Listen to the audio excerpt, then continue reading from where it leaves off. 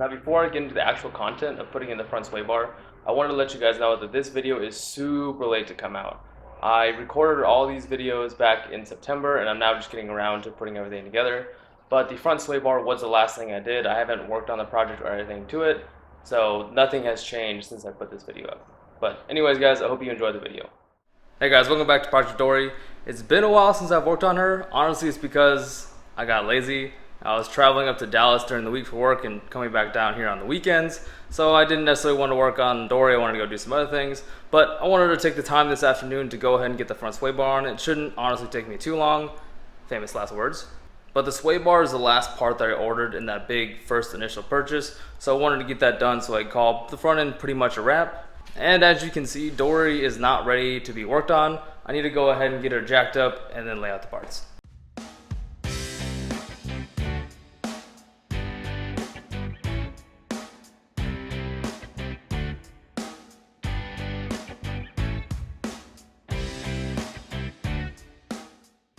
So just to go over everything, of course we got our nice big thick girthy sway bar here and the blue wrapping just to keep protected. Got all of our hardware here, which really isn't too much stuff, shouldn't be too bad to install. And also from the instructions, I do have to grind off a rivet from the frame, so I do not have a grinder, so I went out and bought myself a new tool. And of course, just like pretty much all my other power tools, I have DeWalt. Actually, my buddy gave me those two drills you've seen. I bought that light, so I went ahead and bought the 60 volt DeWalt grinder. There's no battery in here, so that's alright. From Home Depot, so that'll be pretty convenient. Obviously, it's cordless.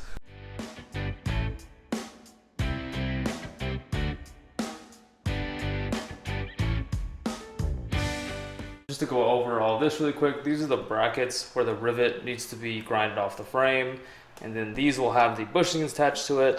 We have the grease for the bushings that go on the sway bar. These will be used to attach the sway bar to control arms, and of course more hardware. And to go ahead and give you an outline how this is going to go, like I said, we got to go ahead and grind off that rivet, then those brackets attached to the frame with some bolts, and then we're going to go ahead and put the sway bar onto the control arms, and then we can pretty much just tighten everything up.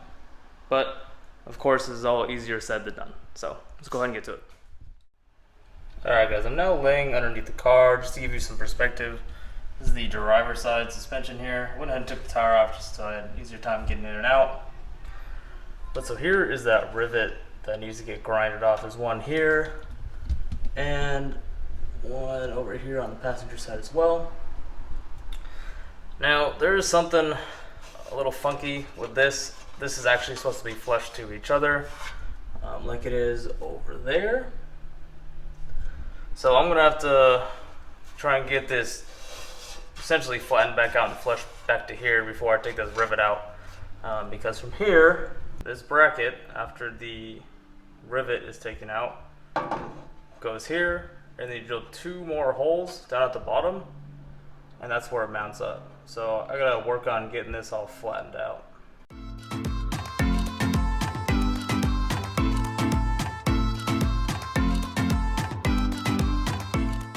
Alright, so after using the hammer and assisting with the channel locks, I was able to get this pretty flat and flush against it again. It's not perfect, but I'm sure most of us know that once metal is bent, it's almost impossible to get back to the same shape.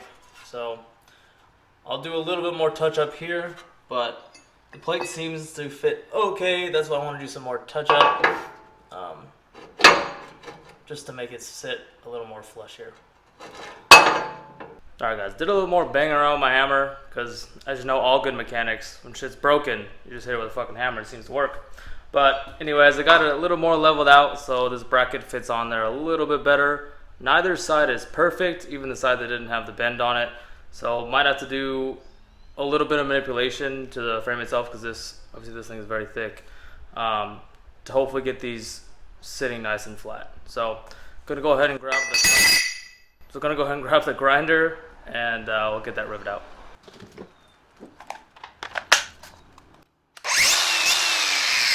Actually, before I get to grinding the rivet and doing everything else, my girlfriend actually just got home and she reminded me that we made plans on Saturday night to meet our new friends. That's right, Finally made friends in Austin. We're going to meet them for oysters tonight. I can't eat them. I'm allergic to shellfish, but I'll go hang. So gonna do a quick intermission for tonight, and then I'll go ahead and get back on this tomorrow. And I'm back. Now it's been a couple days since I said I would do this the next day, but that's alright. I got plenty of time to work on Dory. But I'll just go ahead and start right where I left off, obviously, and we'll get all set up to start grinding off those rivets.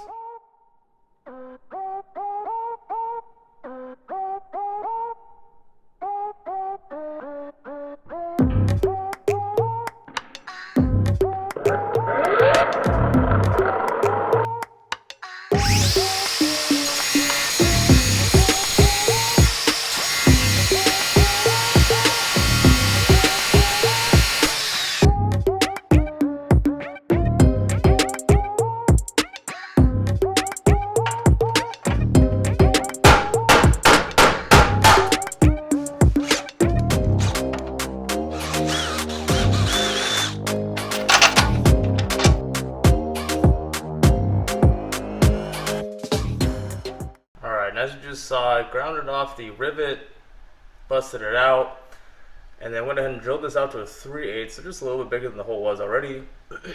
And went ahead and fitted the plate up here as a test fit. And so what has to happen next is these bottom holes need to be drilled out on these frame rails to, for one, hold the bracket in, and then also to attach the bushing.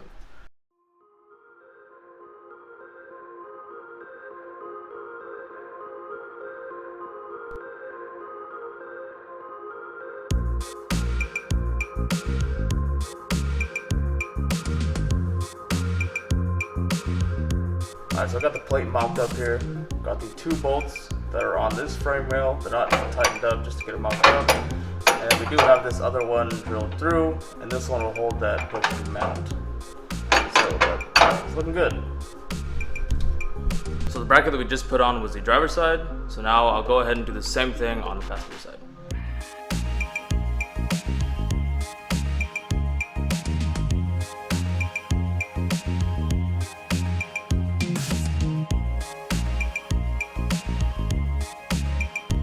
Alright guys, and a real quick PSA, although I'm sure most of you wear eye protection when you're working with a grinder or anything that's going to fling a bunch of stuff around, but I was wearing these ones first. These fit really well, and obviously they were protected from directly, but stuff kept falling in, and I got something in my eye where I had to stop, and you might have seen me get up and have to go wash my eye out. So then I put these ones on top, as you know, maybe another little layer of protection, not so much here, but some stuff getting in from different angles. I still got something in my right eye. I had to go wash it out, but next time I do anything like this, I will be buying a full face mask because it's obviously very painful to get something in your eye. So, be safe out there.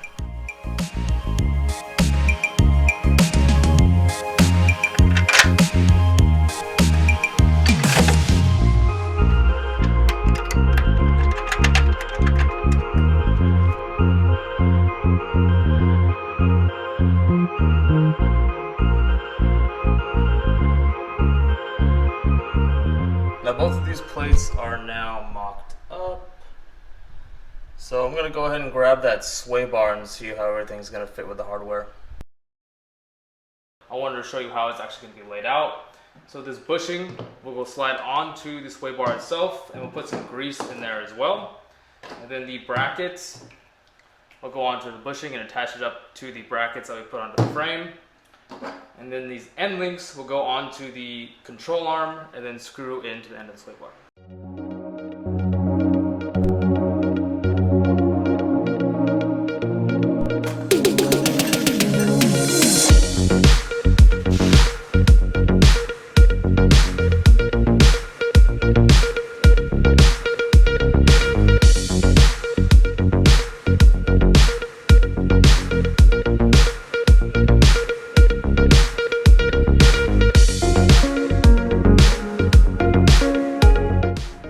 Show the whole thing and me bolting this in. Honestly, I had a lot of issues trying to get these through with washers and everything like that. So, but it's bolted up.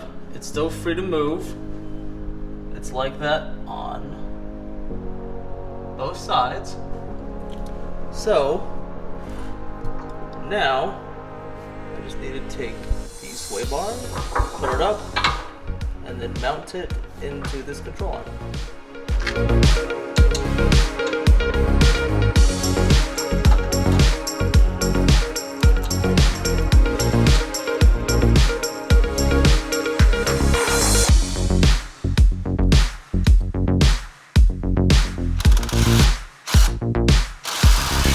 Alright guys, so the sway bar is now attached to the control arm, the bushing brackets on both sides, and also the control arm over there. So to finish this off, tighten up the links on the control arms, and then I'll do the bushings, and then we're done.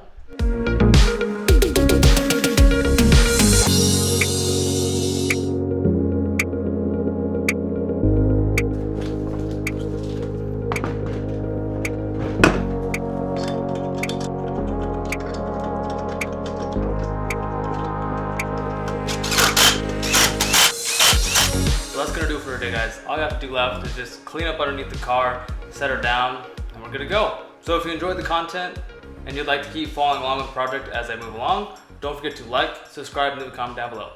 Thanks for watching.